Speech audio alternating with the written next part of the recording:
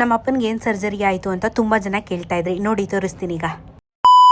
ನಿನ್ನೆ ರಾತ್ರಿ ಸರ್ಜರಿ ಆದಮೇಲೆ ಅಪ್ಪ ರಾತ್ರಿ ಊಟ ಮಾಡಿ ರೆಸ್ಟ್ ಮಾಡಿದ್ರು. ನಾನು ನೆಕ್ಸ್ಟ್ ಡೇ ಬೆಳಿಗ್ಗೆ 4 ಗಂಟೆಗೆ ಹೋಗಿ ಮನೆಗೆ ಸ್ನಾನ ಮಾಡಿಕೊಂಡು ನಮ್ಮ ಅಮ್ಮನ ಕರ್ಕೊಂಬಂದ್ಬಿಡೋಣ ಹಾಸ್ಪಿಟಲ್ಗೆ ಅಂತ ಹೋದ್ವಿ. ಮಕ್ಕಳಿಗೆಲ್ಲ ಊಟ ಮಾಡಿಸಿ ಸೀದಾ ನಾವು ಆಸ್ಪತ್ರೆಗೆ ಬಂದ್ವಿ. ಅಪ್ಪಂಗೆ ಆ್ಯಕ್ಚುಲಿ ಏನಾಗಿತ್ತು ಅಂದರೆ ಲೆಫ್ಟ್ ಶೋಲ್ಡರು ಟೇರ್ ಆಗಿತ್ತು. ಅದಕ್ಕೆ ಇವಾಗ ಆರ್ಥೋಸ್ಕೋಪಿಕ್ ಸರ್ಜರಿನ ಮಾಡಿದ್ದಾರೆ. ಮೂಳೆಗೇನು ತೊಂದರೆ ಆಗಿರಲಿಲ್ಲ, ಆದರೆ ಮಸಲ್ ಟೇರ್ ಆಗಿತ್ತು. ಅದನ್ನ ಇವಾಗ ನೀಟಾಗಿ ಸೀಚರ್ ಹಾಕಿ ರೆಡಿ ಮಾಡಿದ್ದಾರೆ. ಇದನ್ನ ಸುಧಾರಿಸ್ಕೊಳ್ಳೋದಕ್ಕೆ 1 ತಿಂಗಳಾಗುತ್ತೆ. ಬೆಳಗ್ಗೆನೆ ಡಾಕ್ಟರ್ ಬಂದು ಎಲ್ಲಾನು ನೀಟಾಗಿ ಡ್ರೆಸ್ಸಿಂಗ್ ಮಾಡಿದ್ರು. ಆಮೇಲೆ ತಿಂಡಿನೂ ಬಂತು. ಎಲ್ಲರೂ ಸೇರ್ಕೊಂಡು ತಿಂಡಿನೂ ತಿನ್ಕೊಂಡ್ವಿ. ಅನಸ್ತೇಶಿಯಾ ಪವರು ನಮ್ಮ ಅಪ್ಪಂಗೆ 24 ಅವರ್ಸ್ ಆದ್ರೂ ಇಳ್ದಿರ್ಲಿಲ್ಲ. ತುಂಬಾನೇ ಕಷ್ಟ ಆಗ್ತಿತ್ತು. ಸ್ಲೋಲಿ ಗ್ರಾಜುವಲಿ ಎಲ್ಲಾನು ಇಳಿಯೋದಕ್ಕೆ ಶುರುವಾಯ್ತು. ಜಸ್ಟ್ 24 ಅವರ್ಸ್ ಒಳಗಡೆ ನಮ್ಮ ಅಪ್ಪನ ಡಿಸ್ಚಾರ್ಜ್ ಮಾಡಿದ್ರು. ಇನ್ನೇನಿದ್ರು ಮನೆಗೆ ಹೋಗೋದಷ್ಟೇ. ಟೋಟಲ್ ಬಿಲ್ಲು 2,79,000 ಆಯ್ತು. ಇನ್ಶೂರೆನ್ಸ್ ಕ್ಲೈಮ್ ಆಯ್ತು. ಫಾಸ್ಟ್ ಆಗಿ ಸರ್ಜರಿ ಮಾಡಿ ಫಾಸ್ಟ್ ಆಗಿ ಡಿಸ್ಚಾರ್ಜ್ ಮಾಡ್ಬಿಟ್ರು. ಇನ್ನೇನಿದ್ರು ಒಂದ್ ಸ್ವಲ್ಪ ದಿನ ಬೆಡ್ ರೆಸ್ಟ್ ಮಾಡಿದ್ರೆ ಕಂಪ್ಲೀಟ್ ಆಗಿ ನೀಟಾಗಿ ಹೀಲ್ ಆಗ್ಬಿಡ್ತಾರೆ. ಬಟ್ ಪೇನ್ ಅಂತೂ ಇದ್ದೇ ಇರುತ್ತೆ. 15 ಡೇಸ್ ಆದ್ಮೇಲೆ ಆ ಒಂದು ಪಿನ್ ಹಾಕಿದಾರಲ್ಲ ಅದೆಲ್ಲ ರಿಮೂವ್ ಮಾಡ್ತಾರೆ.